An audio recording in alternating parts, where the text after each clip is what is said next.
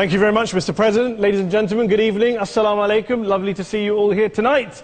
We are having a very entertaining night, are we not, with some very interesting things being said from the other side of the house tonight. Let me begin by saying, as a Muslim, as a representative of Islam, I would consider myself an ambassador for Islam, a believer in Islam, a follower of Islam and its Prophet. So, in that capacity, let me begin by apologizing to Anne-Marie for the Bali bombings. I apologize for the role of my religion and me and my people, for the killing of Theo van Gogh, for 7/7. Yes, that was all of us. That was Islam, that was Muslims, that was the Quran.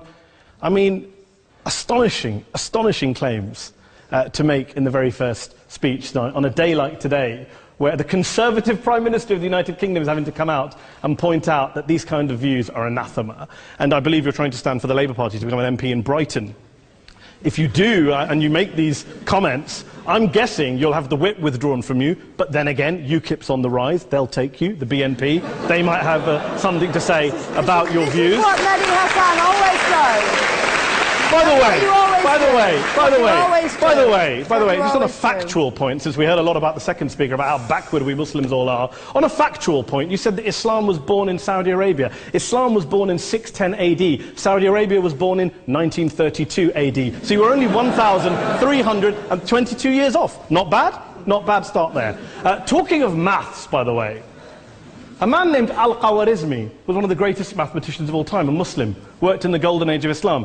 He's the guy who came up with not just algebra, but algorithms. Without algorithms, you wouldn't have laptops. Without laptops, Daniel Johnson tonight wouldn't have been able to print out his speech in which he came to berate us Muslims for holding back the advance and intellectual achievements of the West, which all happened without any contribution from anyone else other than the Judeo-Christian people of Europe. In fact, Daniel David Levering, the author of the Pulitzer Prize-winning historian and author of The Golden Crucible, points out that there would be no Renaissance, there would be no Reformation in Europe without the role played by Ibn Sina and Ibn Rushd and some of the great Muslim theologians, philosophers, scientists in bringing Greek texts to Europe. As for this being our university, I will leave that to the imagination as to who is our and who is there. I studied here too. An astonishing set of speeches so far making this case tonight. A mixture of just cherry-picked quotes, facts and figures, self-serving, selective, a farrago of distortions, misrepresentations, misinterpretations, misquotations. Daniel talked about my article in the New Statesman, which got me a lot of flack, where I talked about the anti-Semitism that is prevalent in some parts of the Muslim community, which indeed it is. Of course, I didn't say in that piece that it was caused by the religion of Islam. In fact, modern anti-Semitism in the Middle East was imported from, finish the sentence, Christian, Judeo-Christian Europe, where I believe some certainly bad things happened to the Jewish people. In fact, Tom Friedman, Jewish-American columnist in the New York Times, told me in this very chamber last week that he believed, had Muslims been running Europe in the 1940s, 6 million extra Jews would still be alive today. So I'm not going to take lessons in anti-Semitism from someone who's here to defend the Judeo-Christian values of a continent that murdered 6 million Jews. Moving swiftly on. Yes. Absolutely. Well, I'm about to make that point. No, I'm about to make that point. You're right. I agree with you. I agree with you 110%. That is my point. I don't think Europe is evil or bad. I'm a very proud European. I don't want to judge Europe on that basis, but if we're going to play this gutter game where we pull out the Bali bombing and we pull out examples of anti-Semitism in the Islamic community, then of course I'm going to come back and say, well, hold on. I mean, look, let's be very clear. Daniel here was a last-minute replacement for Douglas Murray, who had to pull out. And Douglas and I have a well-documented differences, but to be fair to Douglas, as to be fair to Anne-Marie and to Peter, atheists.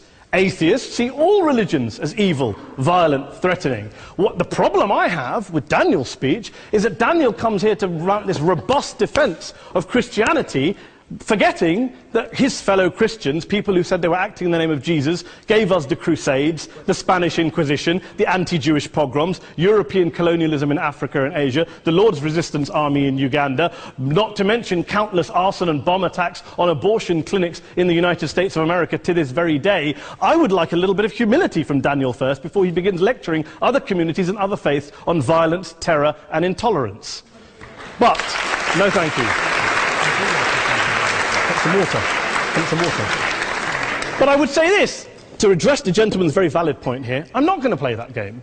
I don't actually believe that Christianity is a religion of violence and hate because of what the LRA does in Uganda or what Crusaders did to Jews and Muslims in Jerusalem when they took back the city in the 12th or 13th or whatever century it was.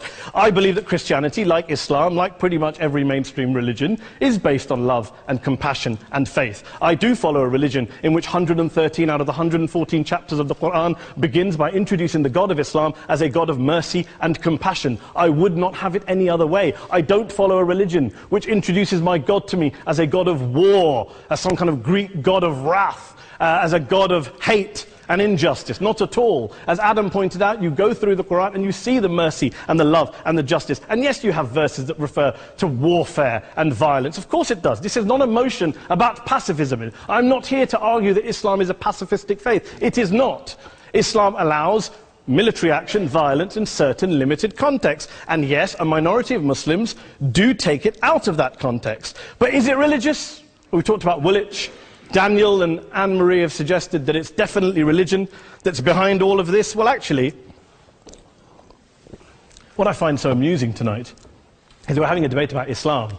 And the opposition tonight have come forward. We have a graduate in law, a graduate in modern history, a graduate in chemistry.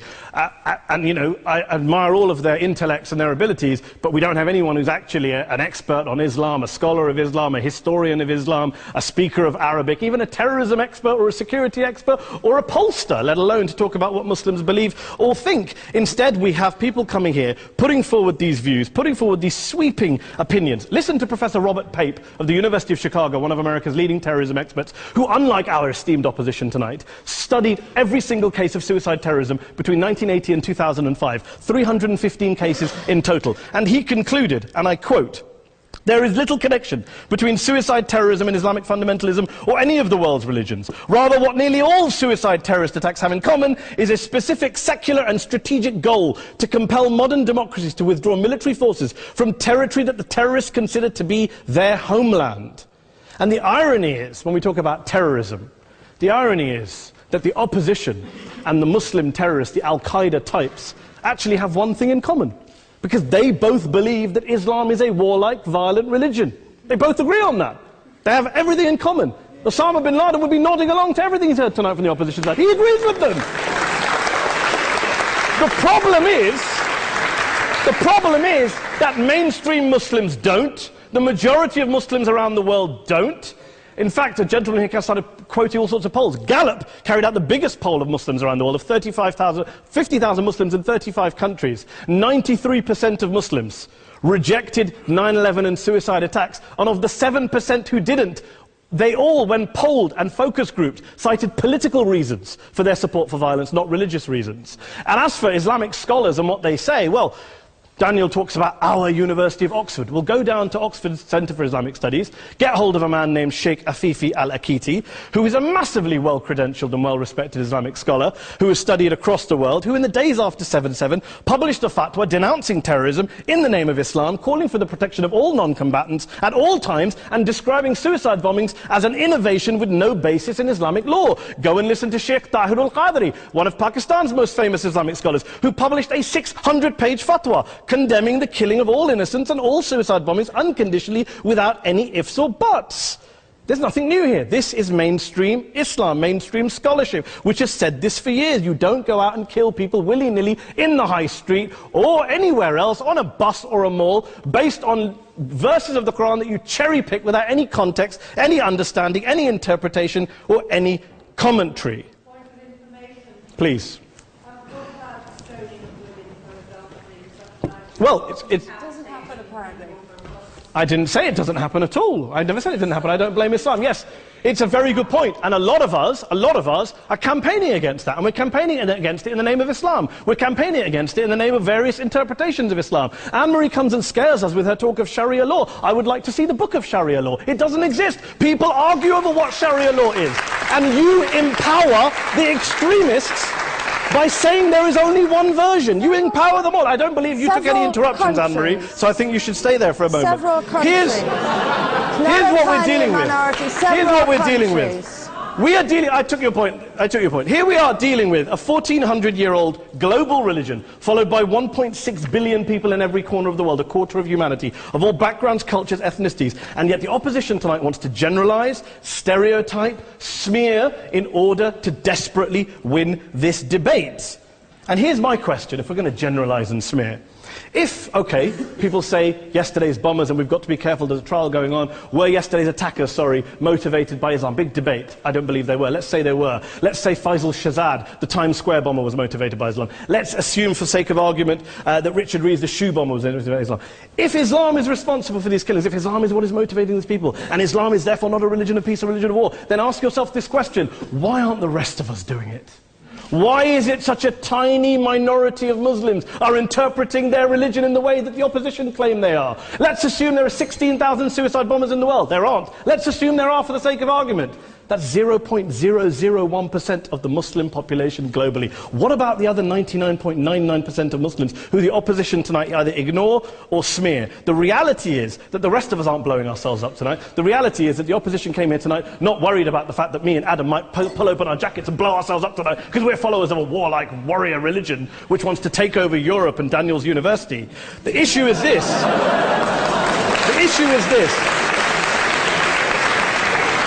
Unless the opposition can tell us tonight, and Peter Atkins is here, one of our great atheist intellectuals, can tell us tonight, can answer this question tonight: why don't the vast majority of Muslims around the world behave as violently and aggressively as a tiny minority of politically motivated extremists? Then they might as well give up and stop pretending they have anything relevant to say about Islam or Muslims as a whole. Ladies and gentlemen, let me just say this to you. Think about what the opposite of this motion is.